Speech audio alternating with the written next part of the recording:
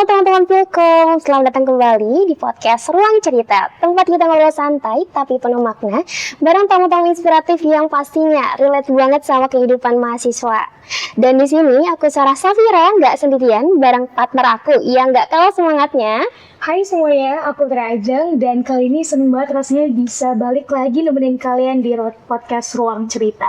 Nah ngomong-ngomong nih, kali ini kita bakalan bahas nih sisi yang gak selalu terlihat tapi sering kita rasain tentang bagaimana kita berjuang di tengah tekanan, tentang bagaimana pendidikan, lebih dari sekedar nilai, juga tentang menjaga emosional.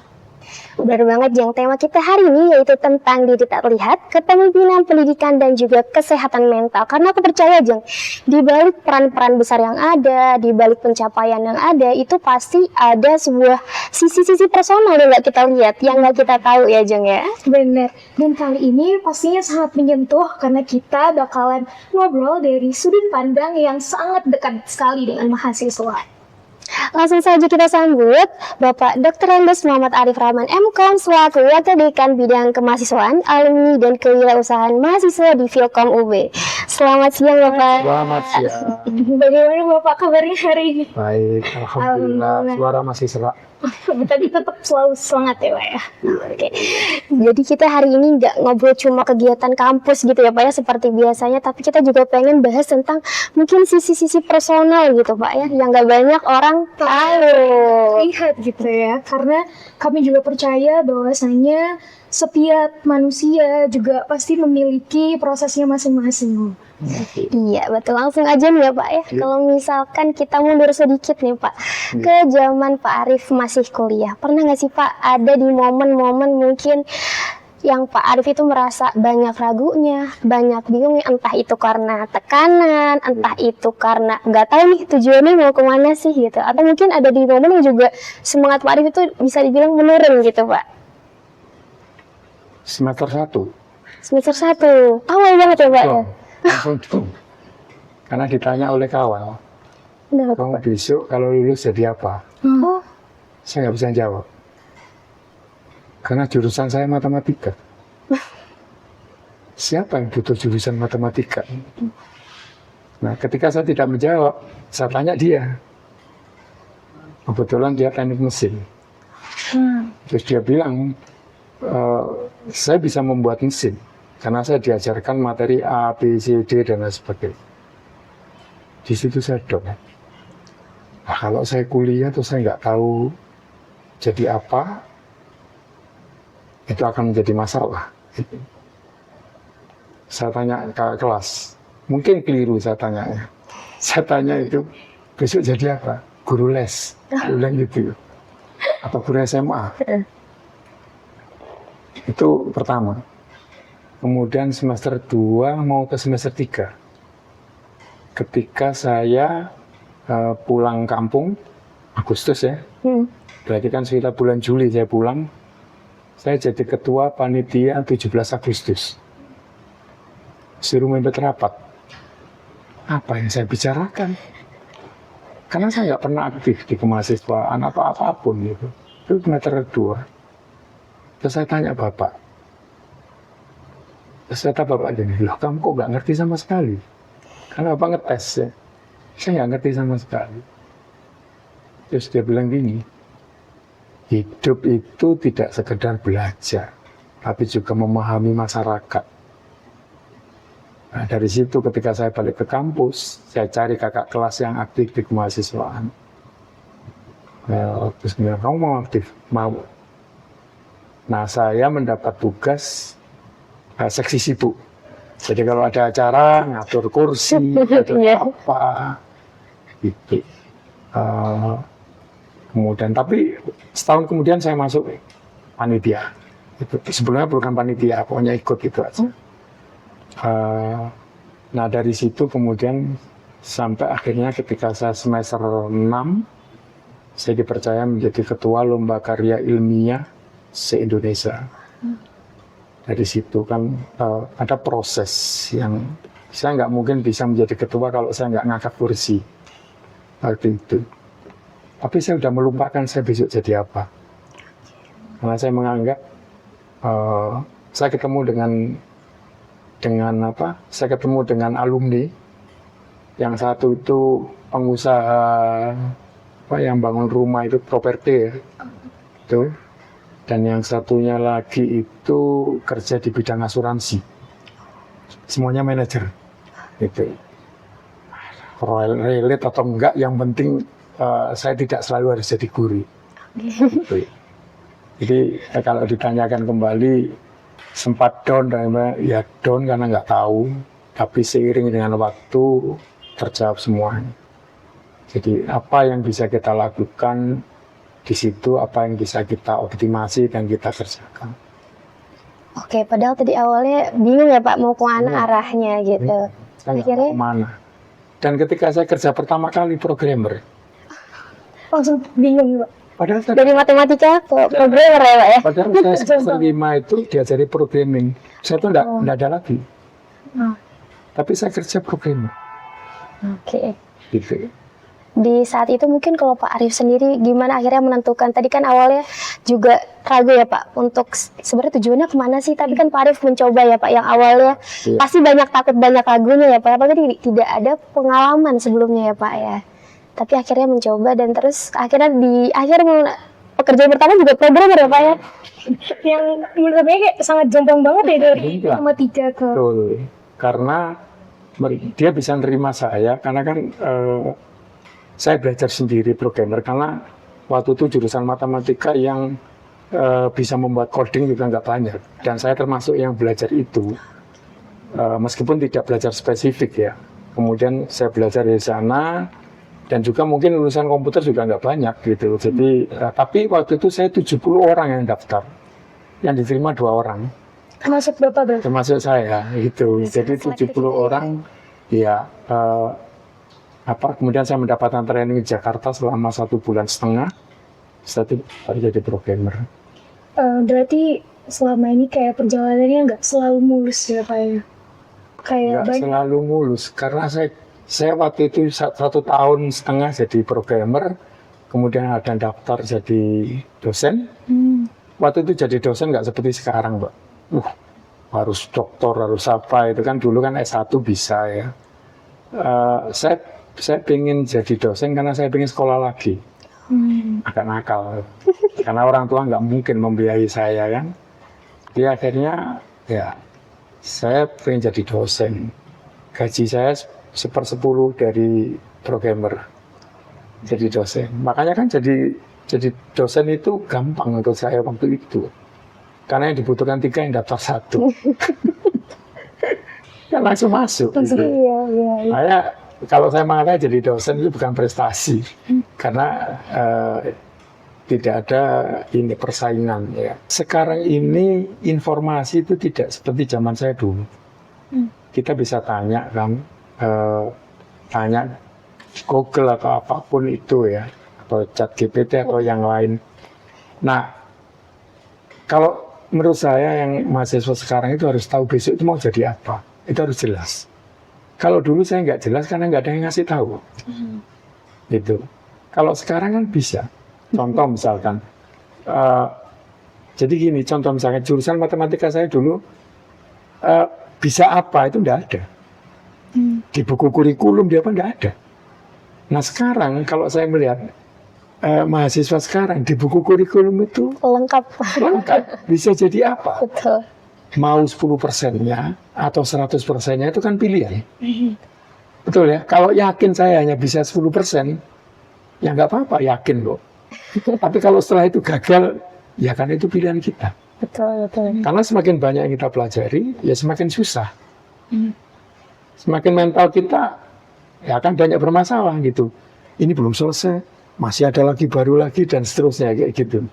Nah dari situ nanti kita bisa menentukan.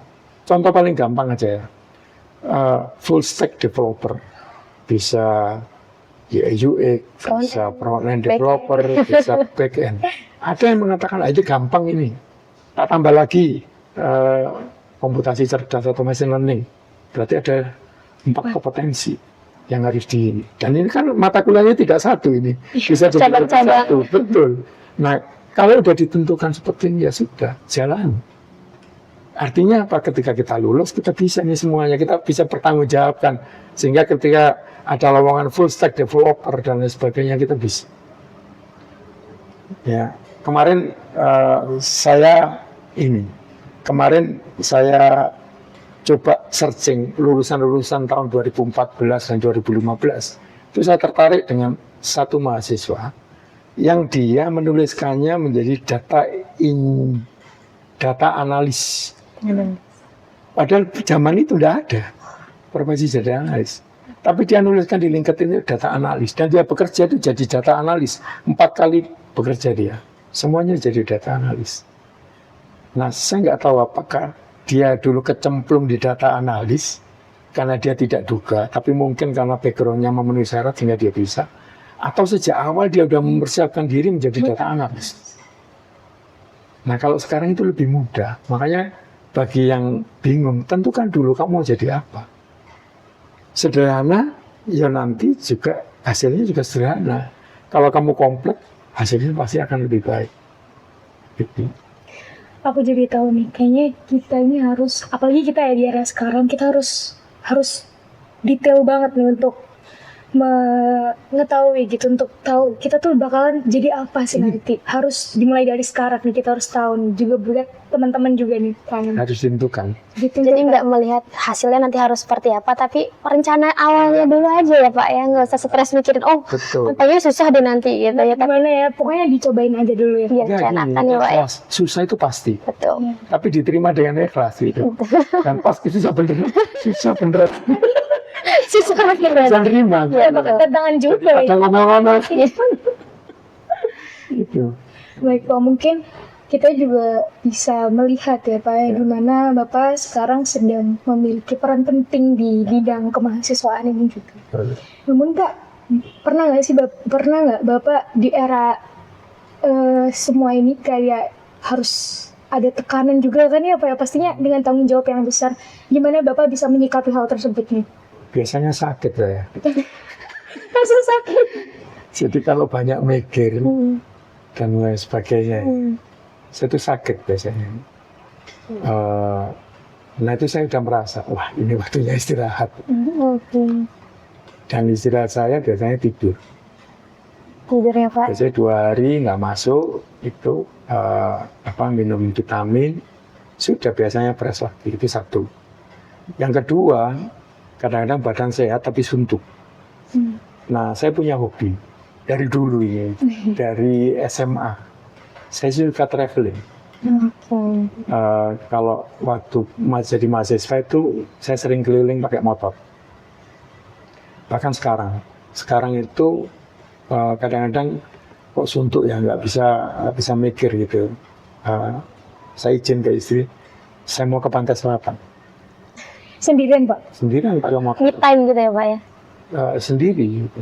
Karena kan nyonya juga nggak berani kalau pakai motor. Saya motoran sendiri gitu.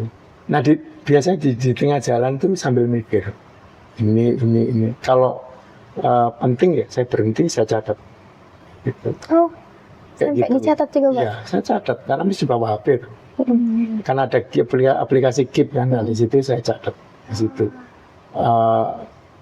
Tapi saya itu tidak mampir di pantai selatannya, saya cuma jalan aja. 200 kilo. Itu, yang kapan itu kemarin saya ke Bromo, Jemplang, terus turun ke arah Lumajang, terus ke arah Probolinggo, balik lagi ke Pasuruan, terus ke Malang.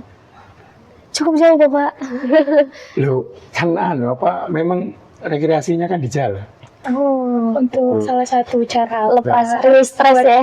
Ya, bisa ini istilahnya kadang-kadang masalah itu muncul pada saat kita di kendaraan, terus ada solusi itu bukan pada saat kita diam, tapi justru pada saat kita aktivitas di motor deh.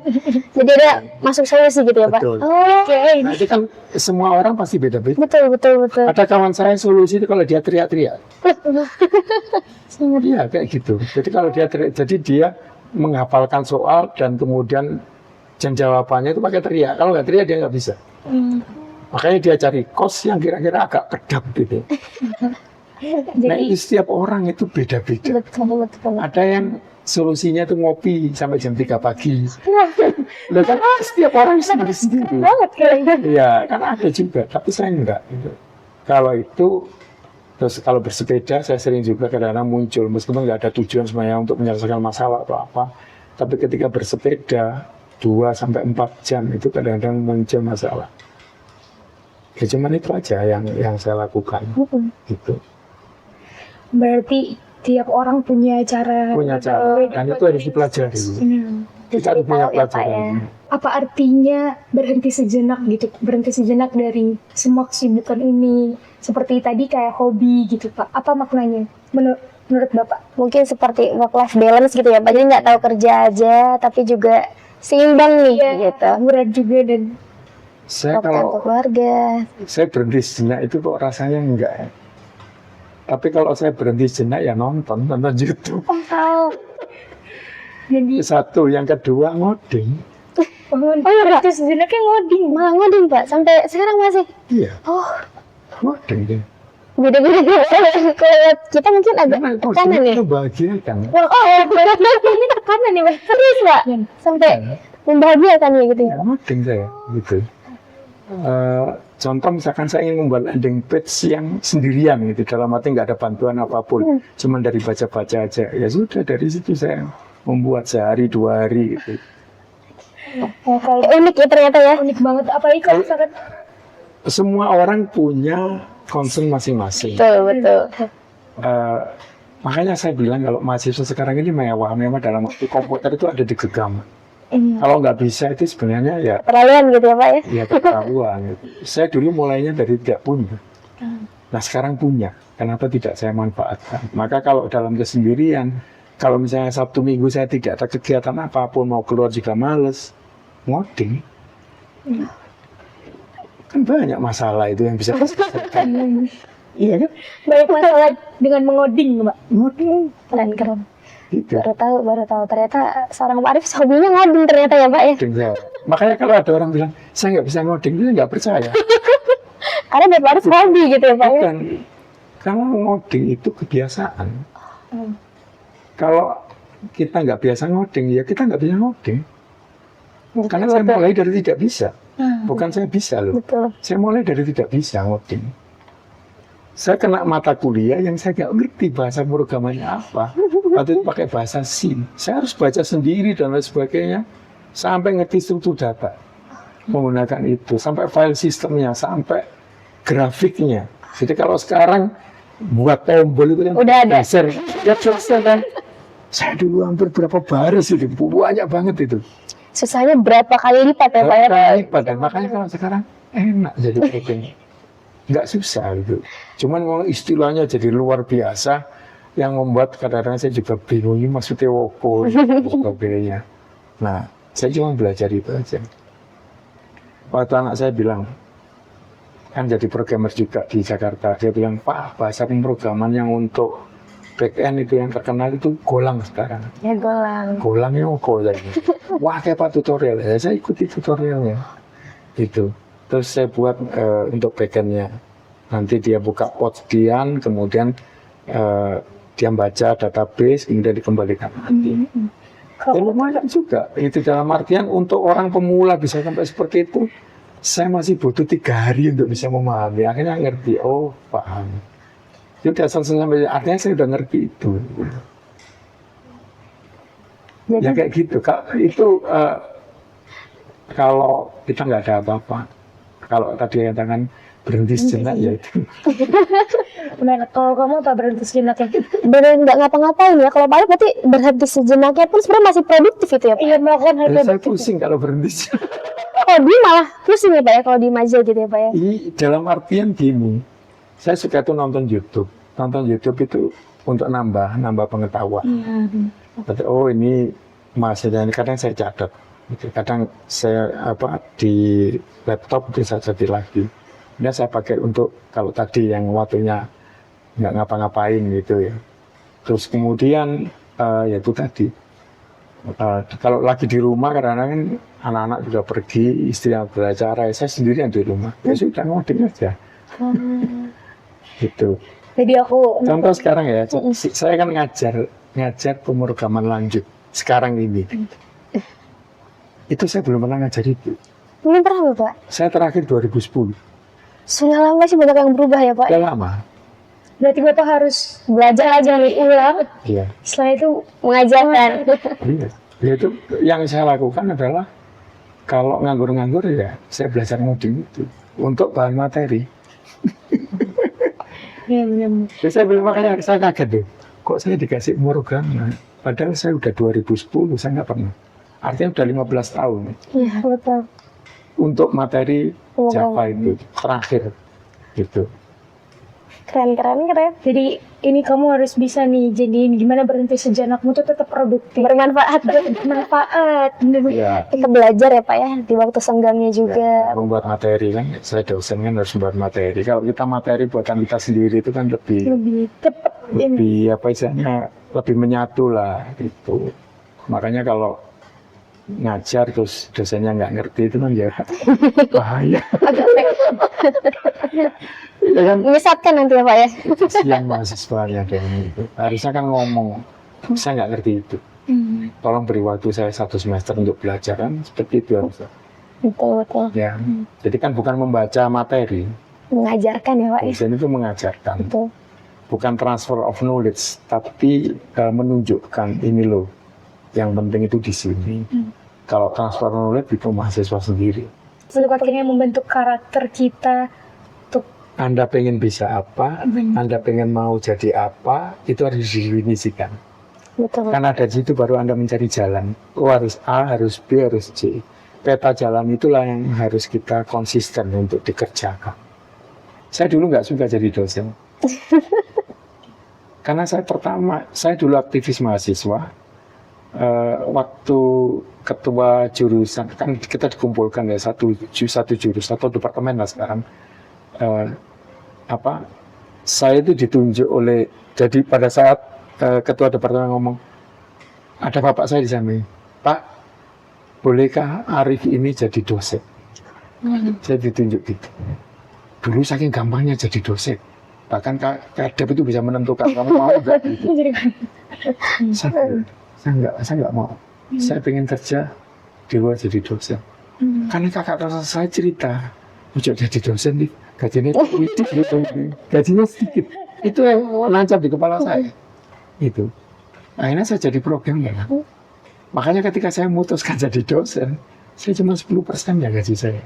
60 enggak. Saya programmer 600 zaman segitu. Itu nasi goreng masih 300 perak gitu. Seporsi. Nah kenapa saya pengen jadi dosen akhirnya? Karena saya pengen sekolah lagi. Yang nggak mungkin saya ambil dari gaji saya, atau saya minta orang tua saya, karena udah pernah kerja. Nah satu-satunya yang paling cepat adalah kalau saya jadi dosen. Karena teman saya juga jadi dosen untuk sekolah. Saya pengen sekolah lagi. Itu yang memotivasi saya jadi dosen. Mungkin agak jahat ya. Jadi mungkin saya pengen sekolah lagi lewat jadi. Tapi ya setelah itu, ya sudah kita nikmati. Itu jadi dosen. Jadi kerjakan sebaik mungkin, Tuhan yang akan menentukan kita mau kemana. Itu. Saya merasa bersyukur bahwa ketika saya tes S2 itu kayaknya saya disiapkan gitu. Ini ngajar ini, belajar ini dan sebagainya. Yang itu bukan satu lembaga atau satu orang yang menentukan gitu. Dan ternyata saya lolos dari 23 terima cuma 2. Itu S2 dulu kayak gitu. Karena juga UI itu nggak mau menerima banyak-banyak. Cuma 16. Dan Anda tahu berapa yang lulus sampai terakhir? Berapa? 7. Ada 16. jadi 7 ya Pak ya. Sudah dikit. Nggak pada persen. Jadi IPK-nya dipatok 2,75. Oh, skala 4 cuma 2,7. Ya nilainya cuma A, B, C, D. Nggak ada B plus atau apa, nggak ada. Jadi kita upayakan gimana caranya nilai itu A sama B. Jangan C. Kalau ada C, ya berarti harus ada A-nya 2. Gitu. 2,75. Gitu. Dan teman saya jadi korban. 4 orang pertama itu langsung keluar. Di semester pertama. Setiap semester Berat ya, berat banget. Setiap semester. Semester Pak. Ya makanya ketika S2 saya tuh lupa ini malam minggu atau malam Jumat, saya nggak tahu. Pasti biasanya malam minggu keluar, tapi ini saking beratnya. Ya kan hampir semuanya paper, hampir semuanya membuat paper. Buat paper, presentasi diperbaiki, paper semua diperbaiki, kayak gitu. Daya tahan di situ dibentuk ya Pak ya. Saya baru merasa belajar yang sebenarnya itu ya ketika S2. Baru belajar pertama itu. Kalau S1 dulu ya Masih banyak kegiatan kemahasiswaan lah. Iya. Itu. Tapi kalau S2 hampir setiap hari ya belajar. Kalau nggak gitu ya kita nggak paham. Dan paper atau angin nggak seperti sekarang tinggal download, tinggal apa. Itu harus ke Bandung, harus ke Jogja, harus ke Lapang, costly semua gitu. Duit yang nggak seberapa jadi dosen ya harus keluarkan untuk itu. Karena mencari paper-paper yang bisa dipakai untuk bahan.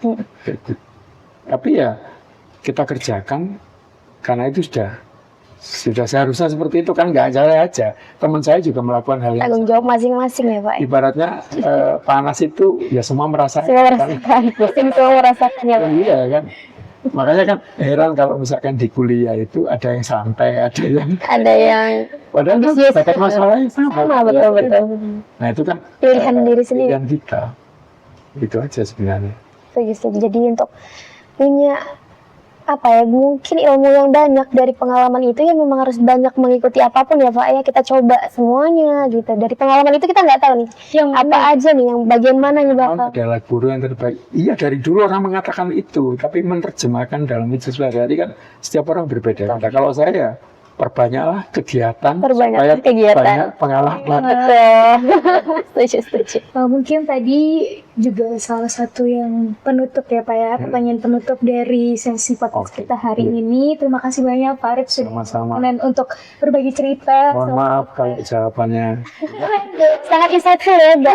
Kita nggak tahu nih, ternyata di balik sisi seorang Pak Arif luar biasa pengalamannya. Banyak hobi-hobi yang unik juga ya tadi. Dan prinsip untuk terus mencoba pastinya. Jadi akhirnya punya pengalaman yang luar biasa nih yang bisa di-sharing hari ini. Benar banget. supaya dapat pengalaman Benar banget Pak. gitu. Oke, jadi buat teman-teman yang nonton, terima kasih sudah menonton sampai dengan akhir. Dan untuk teman-teman ya yang mungkin butuh motivasi, harus banget nonton ini terus karena ini banyak banget pengalaman teman-teman yang dari Pak Arif ini yang bisa diambil ya. Ini benar banget, bisa dipelajari juga. Moga-moga ada gunanya.